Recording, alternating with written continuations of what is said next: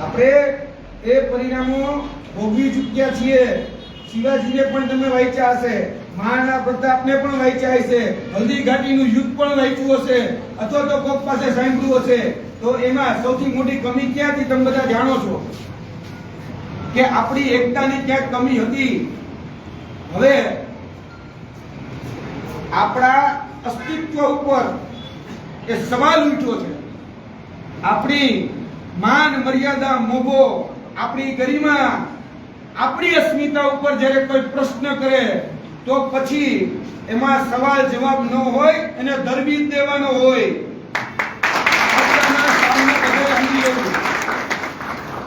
હું બહુ જે રીતે જેપી કાકાએ વાત કરી કે આંદોલનનો માણસ, હા આંદોલનનો માણસ છું। અને ભૂતકાળમાં 2019 બિન સચિવાલય પેપર લીકેજથી લઈ એલઆરડી, ફોરેસ્ટ, વન રક્ષકના બિટગાર્ડ હોય કે ઘણી બધી એવી લડાઈઓ મેં લડી છે, જેમાં મારો ટ્રેક રેકોર્ડ રહ્યો છે આંદોલનની અંદર કે મને 100% સફળતા મળી છે। કારણ કે ક્ષત્રિય જે 18 વર્ણને સાથે લઈને ચાલે, જે ક્ષત્રિયત્વ, જે સત્ય તથ્યની સાથે લઈને ચાલે, બધા જ આધાર પુરાવાઓને સાથે લઈને ચાલે, એટલે એ વિજય હતી એ અમને મળી છે। અને ક્ષત્રિયનો એક જ ધર્મ હોય, કાં તો વિજય હતી કાં તો વીરગતિ। આ વિજય હતી કે વીરગતિ। આપણને જ્યારે આઝાદી મળી ને ત્યારે એ આઝાદીનું છેલ્લું આંદોલનનું નામ હતું ડુ ઓર ડાય, કરો યા મરો।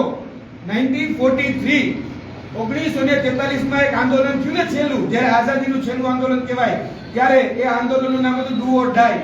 અને બધા જ લોકો મરણીયા થઈ ગયા હતા, એટલે આપને આઝાદી મળી।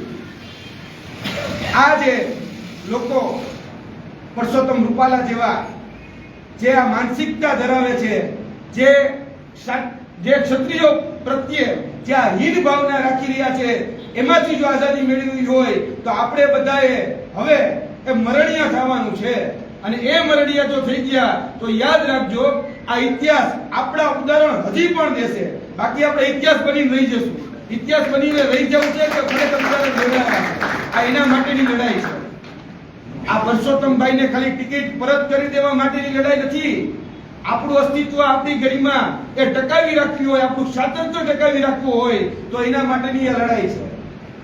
અને દ્રૌપદીના ચિરહરણની વાત આવી ગઈ તો એક વાત આપણે એ પણ ઉમેરી દઈએ, ભગવાન કૃષ્ણ એક સમાધાન માટે જાય છે ધૃતરાષ્ટ્ર પાસે, કે એવું કે છે કે ભાઈ તમે જે ખરેખર દંડ આપ્યો તો 12 વર્ષ અને 1 વર્ષ 11 વર્ષ 13 વર્ષ તમારા જે પાંડવો છે એ પૂર્ણ કર્યા છે, હવે એમને એના હકનો રોટલો એટલે કે ઇન્દ્રપ્રસ્થ જે હતું તે એ હવે તમે એને, ત્યારે એ દુર્યોધન જે પુત્ર મોહ, જે ધૃતરાષ્ટ્રને પુત્ર મોહ હતો અને એ આપતા નથી, ત્યારે એવું કે છે કે કૃષ્ણે એવું કીધું છેલ્લે એક કામ કરો, 5 પાંડવો છે તો કોઈ પણ 5 ગામ આપી દો, કોઈ પણ 5 ગામ આપી દો। તો એ 5 ગામ આપવાની ના પાડે છે। અને છેલ્લે તો કૃષ્ણ પોતાનું વિરાટ રૂપ એ સામે રાખે છે અને કહે છે કે अब याचना नहीं, अब रण होगा, जीवन जाए या मरण होगा। અને જો બાત ને ખરેખર પરસોત્તમ વાલા હોય તો અમે જે કહીએ તો નથી આપવું તો યાદ રાખજો, આજ ધૃતરાષ્ટ્રને, દુશાસનોને કહીએ છીએ, આજ દુર્યોધનને કહીએ છીએ કે ભાઈ યાચના નહીં, अब रण होगा, जीवन जाए या मरण होगा। અને આજ રાજકોટને અમે રણભૂમિ બનાવી દેશું। બધી ક્ષમતા આપણામાં છે, કોઈ પાસેથી કશું જ આપણે શીખવું પડે એમ નથી। આપણે બધા જ લોકો સક્ષમ છીએ। આપણે બધાએ બધું જ જોયું છે, રજવાડાથી લઈને અત્યાર સુધીની લોકશાહીમાં 75 વર્ષ પણ આપણે જોયા છે। આપણી સાથે છેલ્લા 75 વર્ષમાં કેટલો અન્યાય કરવામાં આવી રહ્યો છે એ પણ આપણે જોઈએ છીએ અને સહન પણ કરીએ છીએ। પણ હવે કોક એવો વ્યક્તિ જે ખરેખર સરપંચ બનવાને લાયક નથી, એને સંસદ સભ્ય બનવું હોય તો એને ઘરનો ડેરો દેખાડી દેવાય। જે ખરેખર સરપંચ બનવા ઉપાડી લેવાનો તો એને ઘર ભેગો જ કરવાનો હોય. એટલે આ ઘર ભેગા કરવા માટે આપણે બધાએ આગળનો જે હવે પછી જે કાર્યક્રમ થવાના છે આ 4 દિવસ એ આપણા સમાજની એકતા માટે, એકીકરણ માટે આપણે અત્યારે લડી રહ્યા છીએ. હું આજનો કાર્યક્રમ તમને બધાને કેટલા લોકો સોશિયલ મીડિયા સાથે અવેર છે નથી મને નથી ખબર, પણ કહી દઉં. આજે પાટણની અંદર, બનાસકાંઠાની અંદર, થરાદની અંદર, ડીસાની અંદર ઓછામાં ઓછો 2500-3000 લોકો એ આવેદનપત્ર દેવા માટે નીકળ્યા હતા. એ જ રીતે કટોસણ સ્ટેટ ઠાકોર સાહેબ પોતે ચાલી અને આવેદનપત્ર દેવા માટે નીકળ્યા હતા. ભાવનગર સ્ટેટના અત્યારે યુવરાજ જયવીરાજસિંહ એને પણ અત્યારે નિવેદન આપી દીધું છે કે આ મીટિંગ એમને માનતા નથી, આ ભાજપૂતોની મીટિંગ હતી. અમે છેલ્લા 5 દિવસથી સોશિયલ મીડિયા હોય કે ઇલેક્ટ્રોનિક મીડિયા બધી જ જગ્યાએ કહીએ છીએ કે આ રાજપૂતોની મીટિંગ જ નહોતી. જ્યાં જે સ્ટેજ હોય એ સ્ટેજ ઉપર ફક્ત ભારતીય જનતા પાર્ટીના નેતા હોય તો અમે ભાજપૂતોની જ મીટિંગ કહેશું. પછી જેને જે ખોટું લગાડવું હોય, જેને જે સમજવું હોય એ સમજે. મીટિંગમાં સમાજનો જ વ્યક્તિ હાજર ન હોય એને આપણે સમાજની મીટિંગ કઈ રીતે કહી શકીએ? આ કેમેરામેન જેટલા અહીંયા છે એને એટલું જ કહેવાનું તમારા કેમેરા પહેલા અહીંયા ફેરવી દો એટલે ખબર પડે કે ખરેખર રાજપૂતોની મીટિંગ કે ખરેખર ક્ષત્રિયોની મીટિંગ કઈ છે. હું ગોંડલનો છું, મારું વતન ગોંડલ છે, મૂળ ગામ મારું સાતુદર વાવડી. વર્ષોથી છેલ્લા 50 વર્ષથી મેં ગોંડલ રહી છે, બાપદાદાના સમયથી. જાહેર સભામાં કયા વ્યક્તિઓ કોણ હતા એ બધાને હું ચહેરાથી ઓળખું છું, બધાને. જે વ્યક્તિઓ ખરેખર મને ક્યારે દુઃખ લાગ્યું કે જ્યારે એ પરમાર બેન અમદાવાદના અને એની સાથે રહેલા બીજા બહેનો ગીતાબા પરમાર અને બીજા પણ બહેનોની સાથેની જે ટીમ હતી તેમને એક ક્ષત્રિય ભાઈએ, કહેવાતા ક્ષત્રિય ભાઈ કહું છું, એને ક્ષત્રિય કહેવા કે ન કહેવા તમે વિચારજો, એને એ મીટિંગની બહાર જ્યાં ઊભા રહી અને પોલીસ પાસે ડિટેન કરાવ્યા અને પોલીસ સ્ટેશને મોકલ્યા. હવે એને દરબાર કહેવા, ક્ષત્રિય કહેવા કે ન કહેવા એ હું તમારા ઉપર છોડું છું, પણ એ ખરેખર એમને ક્ષત્રાણીના દૂધને લજાવ્યું છે. દીકરો હોત તો ચોક્કસપણે કહું છું કે એને મીટિંગમાં એન્ટ્રી આપી હોત. જો લોકશાહીની તમે વાત કરતા હોય તો યાદ રાખજો કે આ લોકશાહીમાં બધાને બોલવાનો અધિકાર છે, બધાને પોતાની વાત કરવાનો અધિકાર છે. આજે આપણે આ જાહેર મીટિંગ કરી રહ્યા છો તો આપણો હક અધિકાર છે. બંધારણના આર્ટિકલ 19 માં આપણે વાણી સ્વતંત્રતાની છૂટ છે. આ બંધારણની જે છૂટછાટ છે એ બંધારણની છૂટછાટમાં બધાને સમાન અધિકારો છે. જો સમાન અધિકારો એ બધા માટે હોવા જોઈએ તો પછી એ મીટિંગમાં પૈસા માટે એન્ટ્રી ન આપો. અને તમે જેને સામાજિક મીટિંગ કહી રહ્યા હતા એ સામાજિક મીટિંગમાં સમાજના જ લોકો શા માટે ઉપસ્થિત નહોતા? શા માટે બીજા લોકોને ઉપસ્થિત કર્યા? અમારી વાત એટલી જ છે કે રૂપાલા સાહેબની જો ટિકિટ બદલવામાં નહીં આવે તો અમે પરિણામ બદલી દઈએ. તો અમે પરિણામ બદલી દઈશું અને ભારતીય જનતા પાર્ટી કે કા ટિકિટ બદલો અને કા પરિણામ બદલવાની તૈયારી રાખો. કમસે કમ 8 લોકસભાની સીટ એવી છે જ્યાં ક્ષત્રિય પ્રભુત્વ ધરાવનારી સીટ છે. એવું નથી કે ખાલી રાજકોટની અંદર ક્ષત્રિયો રહેતા હોય. ભાવનગર છે, જામનગર છે, જુનાગઢ છે, કચ્છ છે, અમારા ઉત્તર ગુજરાતની ઘણી બધી સીટો છે, ત્યાં પણ ક્ષત્રિય પ્રભુત્વ ધરાવનારી ઘણી બધી બેઠકો છે. અને એક ક્ષત્રિયમાં 18 જણાને લઈ આવવાની તાકાત હોય છે, કારણ કે 18 વરણને સાથે રાખીને ચાલે છે. તો એ 18 વરણને જો સાથે રાખીને ચાલે તો કેટલો ઉલટફેર કરી શકે એ આપણે બધા જાણીએ છીએ.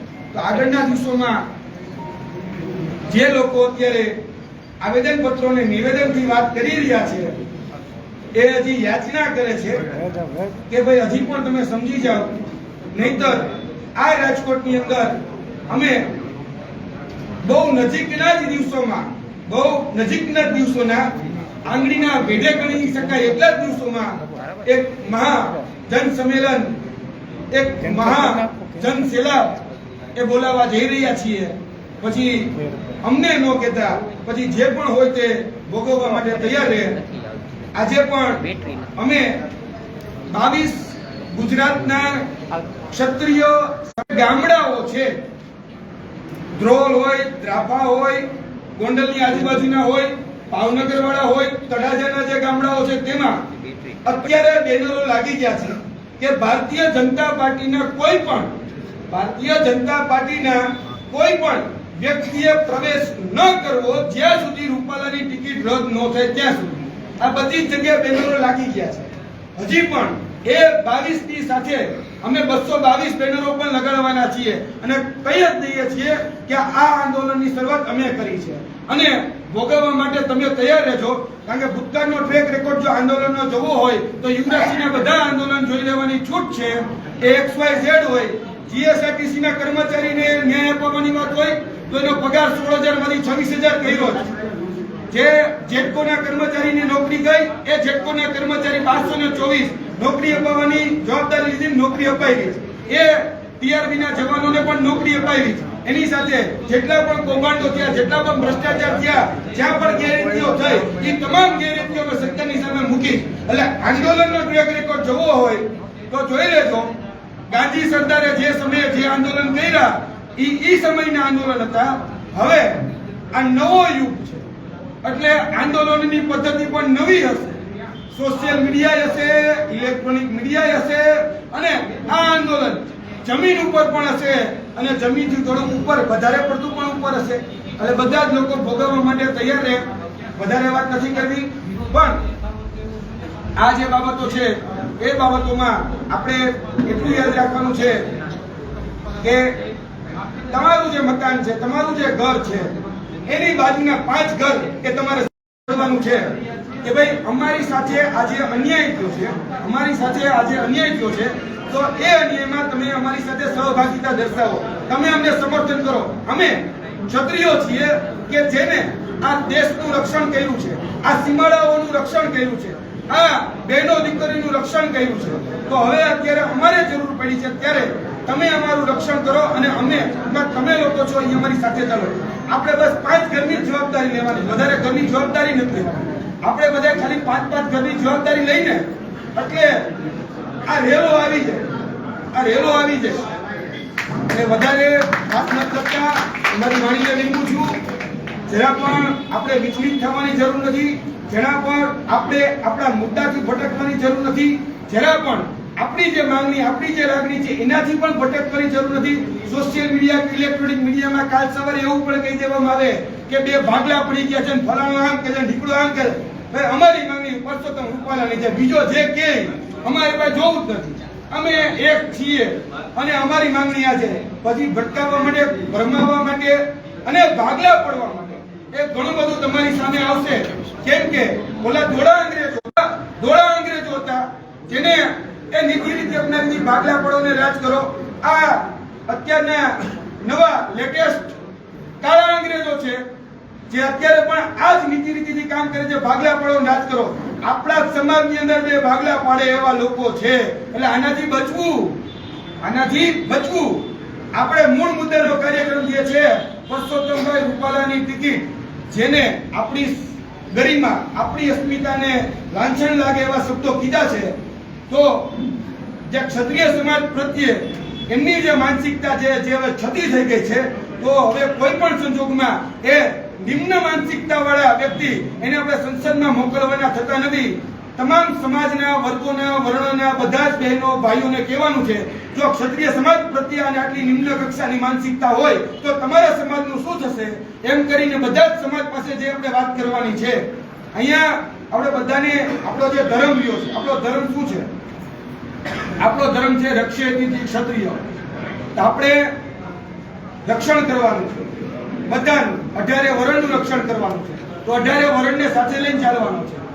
એટલે આગળના દિવસોમાં હજી 4 થી 5 દિવસ એ આપણા આવેદનપત્રોના, નિવેદનોના કાર્યક્રમો ચાલશે અને ત્યારબાદ જે અહીંયા બેઠા તે, જે અન્ય જગ્યાએ આપણા આગેવાનો છે તે એક મહાસંમેલનની મીટિંગનું આયોજન એ રાજકોટની અંદર કરી રહ્યા છે અને એ રાજકોટની અંદર જ્યારે બહુ મોટી વિશાળ જગ્યાની જરૂર પડે ત્યારે એ વિશાળ જગ્યા માટે જેટલા સંસાધનોની જરૂર પડે, બીજી કોઈ પણ જરૂર પડે તો એના માટેની પણ અત્યારે અમારી તૈયારી શરૂ થઈ ગઈ છે અને એના માટે આગળના દિવસોમાં તમારી પાસે જેટલી પણ યથાશક્તિ હોય એ યથાશક્તિ પ્રમાણે મદદ કરજો,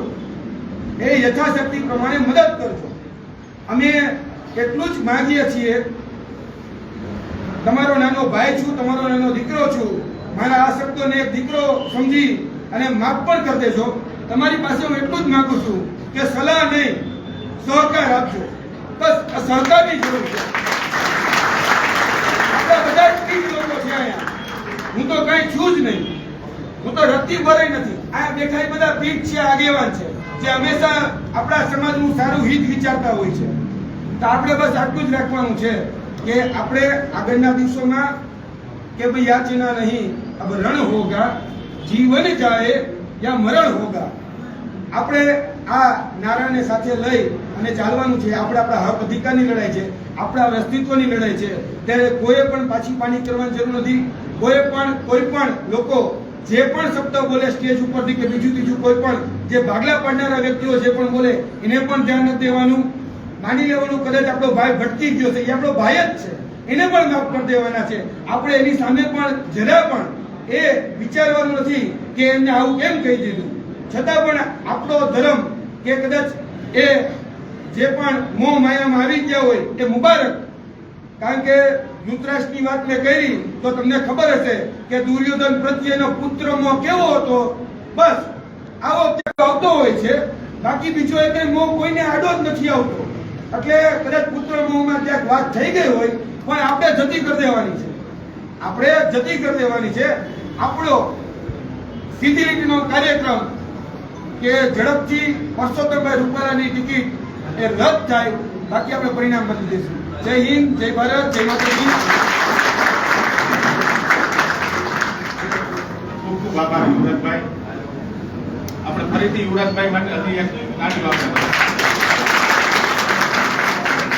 યુવરાજભાઈ આપણા ક્ષત્રિય સમાજથી ગુજરાતનું ગૌરવ છે.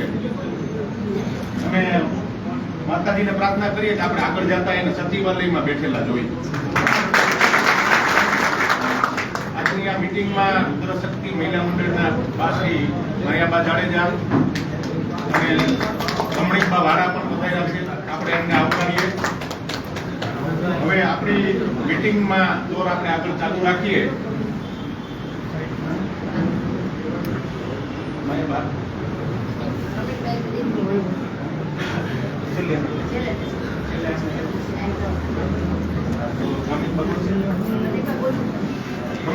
શબ્દો કયો. સમર્પણ હોસ્પિટલના સંચાલિકા એવા શ્રી રમણીકબા વાળા ઉપસ્થિત છે. તો આપણે એમને વિનંતી કરીએ કે પ્રસંગોચિત બે શબ્દો કહેશે. વધારવા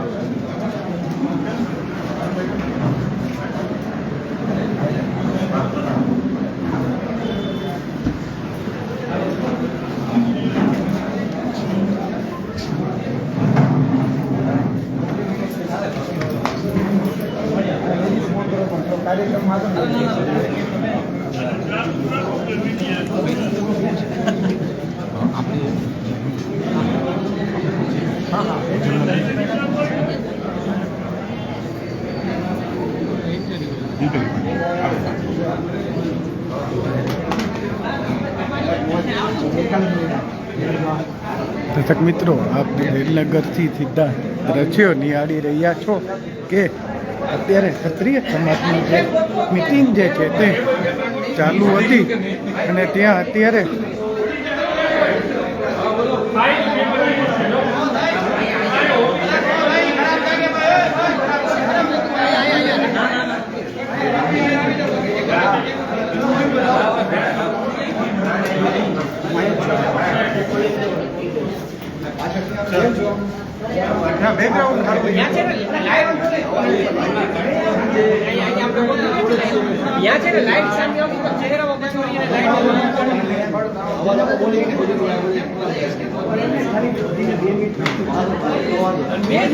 હાલો હાલો આવી ગયા હાલો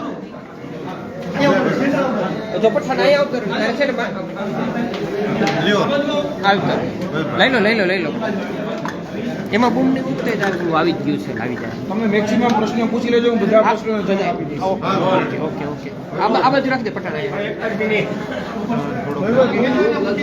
બસ બસ ઉભા રહેજો હું લઈ લઉં પઠાણ વાહ ભાઈ વાહ ભાઈ બરાબર રેડી એક જ નહીં હા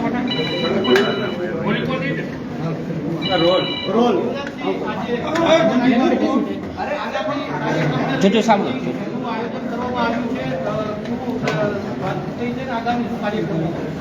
ખાસ કરીને તમામ ક્ષત્રિય સમાજ દ્વારા રાજકોટની અંદર અત્યારે જે મિટિંગનું આયોજન થઈ રહ્યું છે તેનું તાત્પર્ય એટલો જ છે કે આવનાર સમયમાં જો પરસોત્તમ રૂપાલાની ટિકિટ એ રદ કરવામાં નહીં આવે તો આગળના દિવસોમાં પરિણામ ભોગવવા માટે ભારતીય જનતા પાર્ટીએ તૈયાર રહેવાનું છે. અને અત્યારે આ સંકલન સમિતિની જે મિટિંગ છે તેનું તાત્પર્ય એ જ છે કે અત્યારે અમે ગુજરાતના તમામ જે જિલ્લાઓ છે, તમામ જે તાલુકાઓ છે ત્યાં આવેદન નિવેદનના માધ્યમથી રજૂઆતો કરી રહ્યા છીએ અને ત્યારબાદ જે અલગ અલગ જે માધ્યમો અમારી પાસે છે તેમાં પોલીસ સ્ટેશનમાં પણ અમે ફરિયાદ નોંધાવવાના તમામ પ્રયત્નો કરી રહ્યા છીએ. જે વ્યક્તિએ એટલે કે પરસોત્તમ રૂપાલાએ જે કટુ વચનો કહ્યા છે, જે ક્ષત્રિય સમાજને લાંછન લાગે એવા છે, તેના વિરુદ્ધમાં અત્યારે અમે પોલીસ સ્ટેશનની અંદર પણ ફરિયાદ નોંધાવવા માટેના તમામ પ્રયત્નો કરી રહ્યા છીએ. અને આગળના દિવસોમાં રાજકોટની અંદર એક મહારણ મેદાન બનાવવા પણ અમે જઈ રહ્યા છીએ. કેમ કે જો આ મિટિંગ ના બાદ પણ એમનું એટલે કે પરસોત્તમ રૂપાલાની કહી શકાય કે ટિકિટ રદ કરવામાં નહીં આવે તો પછી અમે રાજકોટને રણભૂમિમાં એ કન્વર્ટ કરી દઈશું અને અહીંયાથી અમે પણ ચૂંટણી જે પ્રચાર છે એ જે રીતે જે લોકો સમજે છે એને એ પ્રકારે પણ અમે જવાબ આપીશું. યુવરાજસિંહભાઈ 100 કરતાં વધુ ક્ષત્રિય સમાજની બહેનો ફોર્મ ભરવાની વાત કરી રહી છે. આ થોડું અનલોજિક લાગી રહ્યું છે, પરંતુ જે પ્રકારની રણનીતિ છે શું આ પ્રકારની સમાજના ભાઈઓ પણ છે એ ભાઈઓ પણ ફોર્મ ભરવાના છે. ખાસ કરીને અમારો જે ઉદ્દેશ્ય છે કે જેટલા પણ ભારતીય જનતા પાર્ટીને જે વોટ આપતા હતા એ તમામ વોટને અમારે કન્વર્ટ કરી નાખવા છે. કેમ કે જે લોકો જેની પણ ભાષા સમજે છે એટલે કે ભારતીય જનતા પાર્ટી ફક્ત અને ઉમેદવારી નોંધાવશે અને તમામ જે ઉમેદવારો છે એ અપક્ષ ઉમેદવારી નોંધાવશે.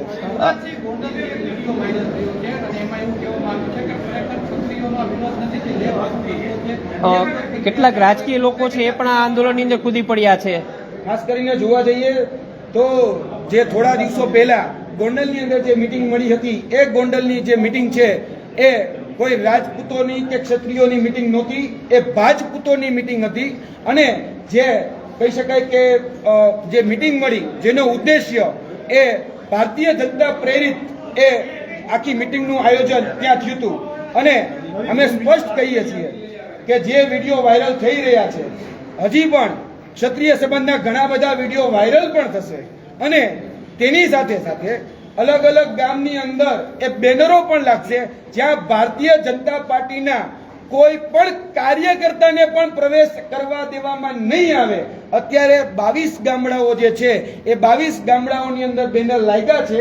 આગળના દિવસોમાં ફક્ત રાજકોટ નહીં જ્યાં ક્ષત્રિય પ્રભુત્વ ધરાવતી ગુજરાતની 8 જે લોકસભાની સીટો છે તે તમામ લોકસભાની સીટો ઉપર અમે ઉમેદવારી પણ કરીશું અને જે લોકો જે ભાષામાં સમજે છે એ ભાષામાં અમે જવાબ આપીશું.